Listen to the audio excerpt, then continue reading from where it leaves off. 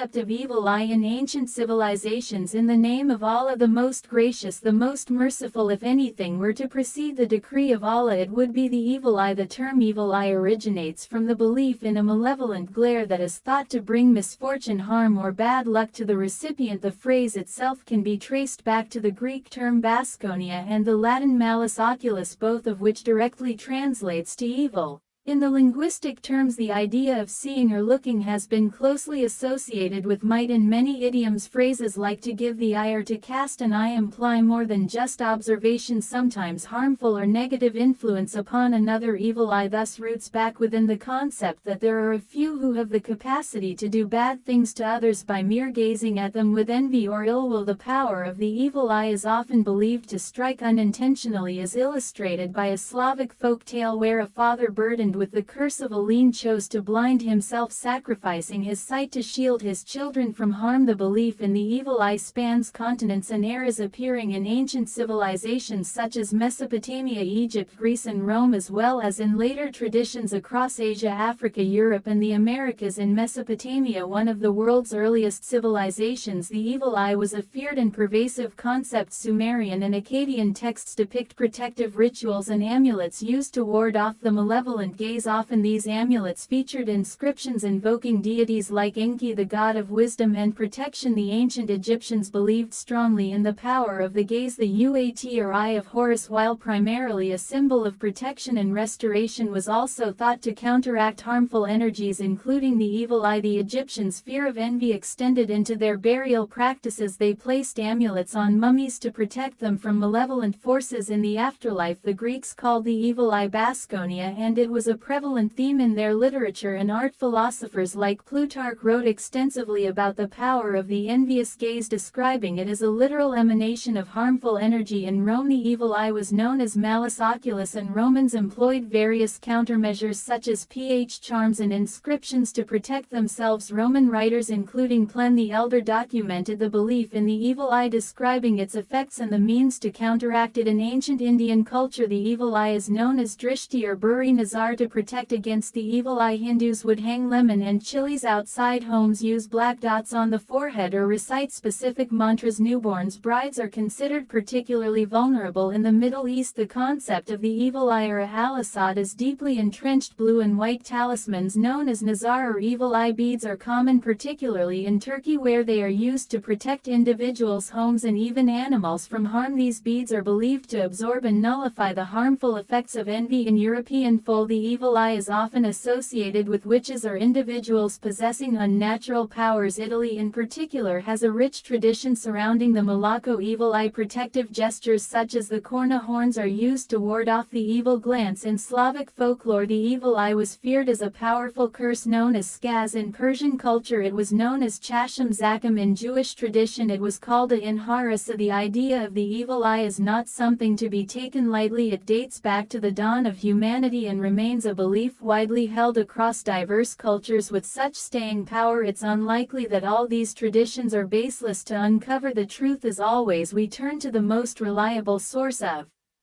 knowledge, the Quran. Concept of evil eye in Islam. The evil eye is recognized in both the Quran and Hadith as a genuine and potentially harmful force. In Surah Al-Lam, Allah the Almighty said to Prophet Muhammad, peace be upon him, the disbelievers would almost cut you down with their eyes when they hear you recite the reminder and say he is certainly a madman. Verse 67 of Surah Yusuf states, he then instructed them, O my sons, do not enter the city all through one gate but through separate gates. Prophet Yaqub, peace be upon him, had 10 sons who were exceptionally handsome and capable. Egypt had 4 gates, and when his sons were about to depart for Egypt, Prophet Yaqub, peace be upon him, feared that if all 10 entered through the same gate they may attract the evil eye of those who saw them. Therefore he told them, saying, O my sons, do not enter through one gate but enter through different gates. Besides, the evil eye has been talked about in Surah Al-Falaq, where Allah the Almighty says, say, I seek refuge with the Lord of the dawn from the mischief of created things. things from the mischief of darkness as it overspreads, from the mischief of those who practice secret arts, and from the mischief of the envious one as he practices envy. Prophet Muhammad, peace be upon him, said, the evil eye is true. If anything were to precede the decree of Allah, it would be the evil eye. In another narration it is stated that indeed the evil eye can have an effect with the will of Allah upon a man until he ascends a mountain and then falls from it. Aisha, may Allah be pleased with her, narrated that the Prophet, peace be upon him, said, seek refuge in Allah from the evil eye, for verily it is true. This explains the evil eye as a malevolent and unseen force that demands vigilance and protection, but the pressing question remains, how exactly does this affect? Let's talk science. Neuroscience. An evil eye. Now every living organism including humans generates an electromagnetic field. This field, also known as the biofield, is produced by the electrical activity in our cells, particularly neurons and the heart. The human brain and nervous system are constantly firing electrical impulses that not only influence our own body but also radiate outward, creating an electromagnetic field around us. The strength and characteristics of this field are influenced by our mental and emotional states. Studies in bioelectromagnetism have shown that human electromagnetic fields can be detected and measured. The brain, for example, generates various types of brain waves such as alpha, beta and delta waves, each corresponding to different states of consciousness. These waves have frequencies, and when one person is in a heightened emotional state, their brain waves may emit signals that are more intense or erratic. When our minds are in a state of balance, emitting higher frequency brain waves such as alpha and theta waves, we are calm, focused and emotionally stable. However, when negative thoughts like envy or hatred dominate the mind, the frequency lowers, entering more chaotic states of beta waves, which are linked to stress, anxiety and heightened emotional responses. Some neuroscientists propose that humans can unconsciously sense others' emotions and intentions through these electromagnetic interactions. Every thought, feeling or emotion produces specific patterns of activity across neural circuits. These patterns of activity generate electrical impulses that travel through the brain, influencing how we experience reality and interact with the world. The question is, can these electrical signals driven by the subconscious and conscious mind influence those around us? Our brain functions by sending electrical impulses that activate neurons to communicate across various regions. These impulses form a network of information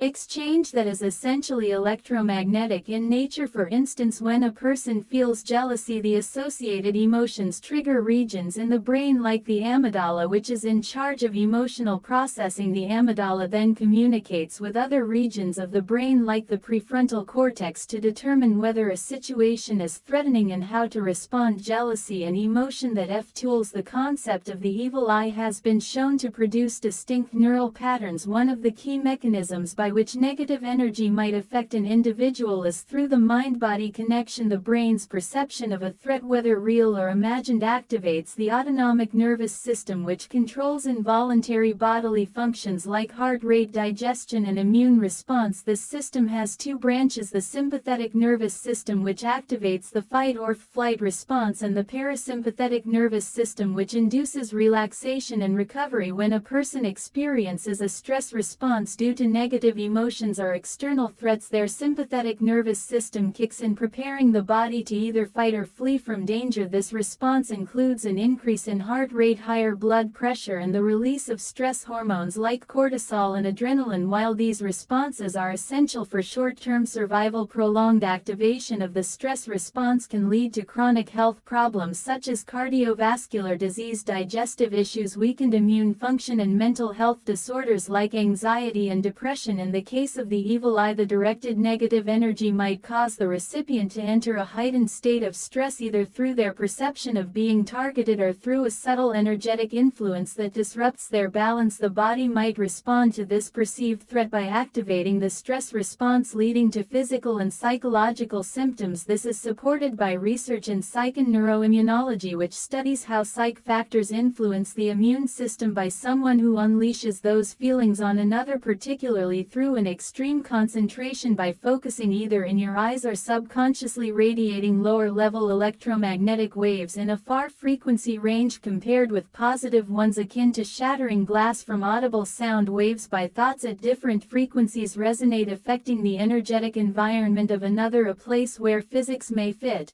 Plays quantum physics teaches us that at quantum physics and evil eye the subatomic level, everything in the universe is comprised of energy that's in perpetual motion even as we seem to perceive the world around us as being material. Everything including ourselves happens to be fields of energy, vibrating at varied frequencies. This in turn implies that every object and individual will have its individual frequency or vibration related to the given physical as well as the emotional status in quantum physics. This has been called the quantum field.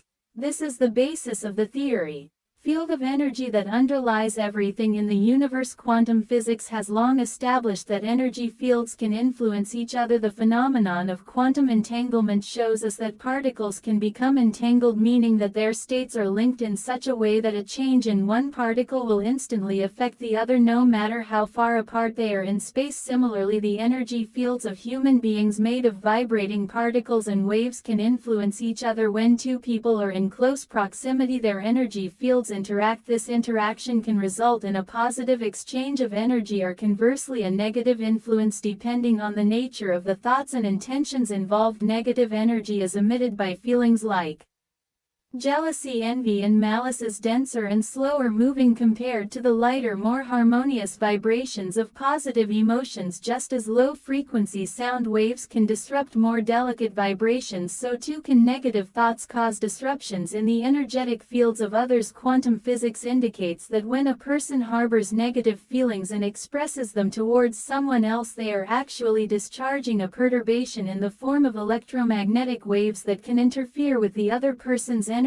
field. When the human mind is concentrated, especially when energized by strong negative emotions, the brain transmits a stronger electric signal. This signal could potentially escape through the skull, affecting the space surrounding the person and perhaps upsetting others, especially if they are sensitive to such energetic shifts. Neuroscientific research and quantum theory intersect at this point, suggesting that the mind's power channeled through intention and emotion may have tangible effects on those it is directed. Quantum healing. Toward quantum healing is a concept that suggests the human body and mind function as energy systems, just as quantum physics reveals that particles are interconnected and influenced by observation. Quantum healing posits that the human energy field can be influenced by thoughts, intentions, and external energies. The Quran admits to the presence of malevolent energies like the evil eye and tells how to seek shielding. In Surah Al-Alaq, Allah takes protection for believers from the evil of the envious, from the evil of the envier whom he envies. This verse shows the spiritual harm that a person can have due to the negative energies directed at their self. From a quantum perspective, envy can be considered as a low-frequency energy that can break or disrupt a person's biofield, affecting their mental, emotional, and physical state. The Quran provides a cure through particular verses and prayers that assist in returning an individual's energy back to higher frequencies, thus safeguarding the person against negative forces. In quantum healing, the observer effect is a concept that indicates that an individual's consciousness or desire can impact their physical condition. This concept is in line with Islamic teachings that point to the fact that intention niyya gives shape to one's lifestyle and how they experience and act out. In the Quran, God refers believers to the fact that their intentions determine what they do and ultimately their outcomes. Surah Al-Baqarah reflects this. Allah does not burden a soul beyond that it can bear. This verse illustrates that an individual's internal state, their thoughts, feelings, and intentions directly influences their energy and experience. Negative intentions such as those of envy can disrupt a person's energy field, but positive high-frequency intentions aligned with Allah's guidance can restore balance and protection. The Quran offers powerful remedies against the evil eye, especially through the recitation of certain verses. These verses, like Ayat al-Surah Al-As and Surah Al-Alaq, are said to raise the energy of the person reciting them, protecting by raising their vibrational frequency. This act of recitation aligns the individual's energy with the divine, creating a shield against low-frequency influences. When recited, these verses invoke the divine light and protection of Allah, elevating the individual's energetic frequency and warding off harmful energies, much like a quantum shield. Just as in quantum physics, where focusing on a particular state can collapse possibilities into a definite outcome, reciting these verses focuses the mind and energy on divine protection, creating a barrier against malevolent forces. That's where this chapter ends. In the next video, I'll be discussing the concept of time in Islam, one of my personal favorites. Looking forward to seeing you there.